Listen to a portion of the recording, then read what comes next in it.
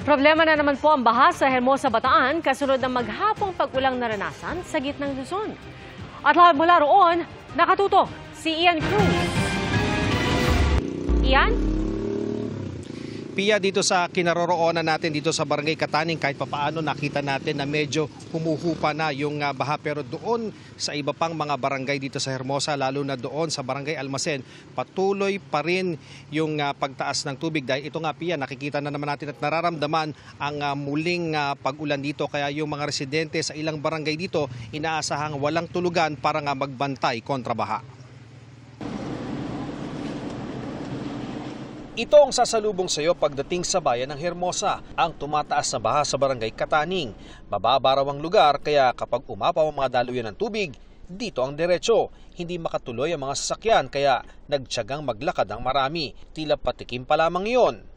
Dahil mas mataas ang baha sa Barangay Daungan at papasok sa Barangay Almacen.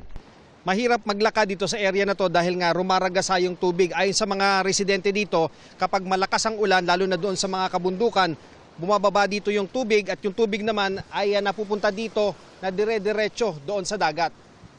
Ilan sa mga residente, bago gumabi, kanya-kanya ng likas. Isa na sa kanila maglolong ito at iba pang magpapamilya. Kung may mga lumalabas, may mga bumabalik din sa lumulubog na barangay. Ayos pa naman po yan, sir, kasi kuha naman po namin yung dating ng tubig eh. Ano po?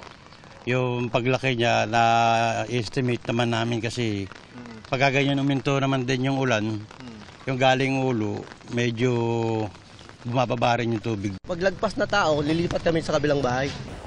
Maghapong naging maulan sa Northern at Central Luzon ngayong araw. Ang mga pag-ulan naranasan natin mula kaninang umaga sa Dipakulaw, Aurora. Malakas din ang ulan sa bulubunduking area ng Alfonso Castañeda, Nueva Vizcaya at katabi nitong Pantabangan, Nueva Ecija.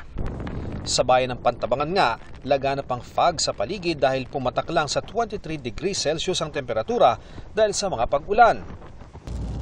Sa Central Luzon Expressway, pabugso-bugso rin ng ulan sa pagitan ng Aliagan, Nueva Ecija at lalawigan ng Tarlac.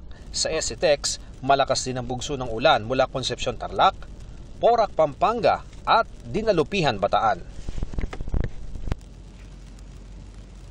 Pia, laging nakakaranas ng pagbaha dito sa bayan ng Hermosa kapag malakas ang ulan. Hindi lang dito sa Bataan, kundi gayon din sa mga bulubunduking bahagi ng Zambales. Kaya naman ang panawagan talaga ng mga residente, sana daw ay magkaroon ng malakihan at pangmatagalan na flood control project para nga maibsan yung kanilang pagbabaha dito. Balik sa iyo, Pia.